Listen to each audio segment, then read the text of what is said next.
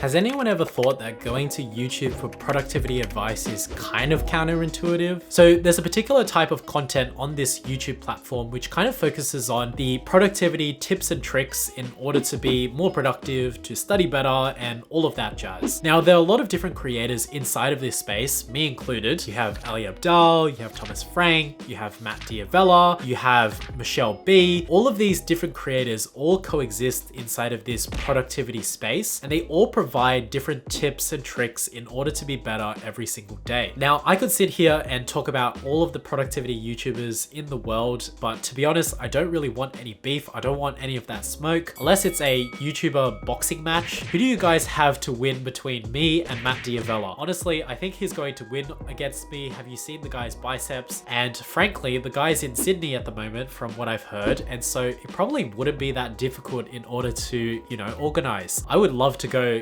like 8 rounds against Matt D'Avella, but frankly, I feel as though YouTube productivity is somewhat of a paradox. And the reason why I say that is because the majority of my unproductive hours I normally spend on YouTube. And normally what leads me to this period of unproductiveness is that I start off on something really productive, and then before I know it, I'm watching Family Guy clips on YouTube for about 20 to 30 minutes. To be completely fair, the way that people become successful on YouTube is they get people to watch their videos for a longer period of time. And so the way that they do that is that they can provide constant value from the beginning of the video towards the end so that you watch from start to finish. They want you to watch multiple videos of theirs at a time and kind of binge watch all of their content so that they get more watch time, they get more watch hours, and so that the YouTube algorithm actually pushes their video to a larger audience. But the problem with that is that the more of these tips and tricks that you're watching and you're learning, you're wasting more and more time learning these tips and tricks and not actually applying them into your daily life. And at the end of it, you've actually wasted more time than you saved. But I think it's kind of like a balancing act. You do need to know some of these tips and tricks in order to be more productive, more healthy, and all of these things. YouTube is a very powerful platform. And here's the thing, I'm sure that they don't have any malicious intent. Like, I don't think they're sitting there day in and day out trying to think of ways to prevent you from actually clicking off like some evil overlord.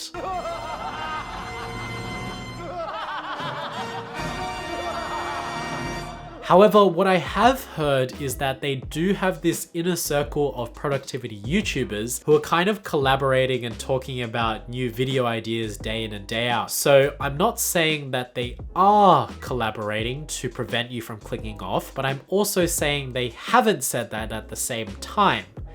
So with all of that being said, it's kind of counterintuitive to come to YouTube for productivity tips and tricks because you end up wasting more time than you save. So I think you kind of have to find a balance between the two. You have to learn all of these tips and tricks from different books and stuff like that, but you also have to apply it to your daily life, put down the YouTube, put down the book, and actually do something. These tips and tricks aren't going to be worthwhile if you don't actually apply them to your own life.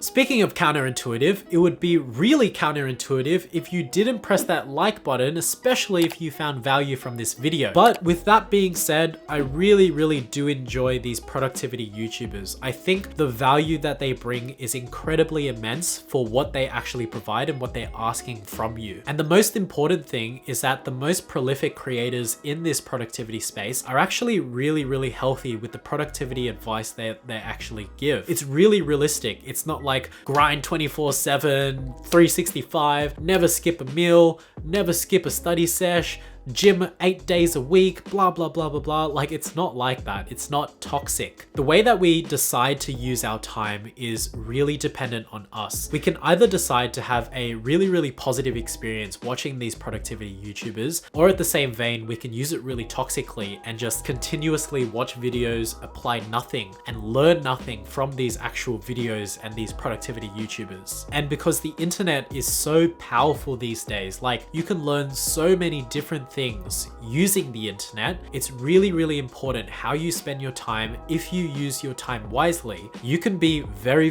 productive if you know when to say no, when to actually do productive work, and when you should actually try and waste time and stuff like that. Speaking of using your time wisely, if you're interested in watching more videos, make sure to check out this playlist right here or these videos right here. Yes, I know I'm a hypocrite. I want you to watch more of my videos as well, but that's the YouTube algorithm and that's all I'm trying to do right now. Okay, I'll see you over there.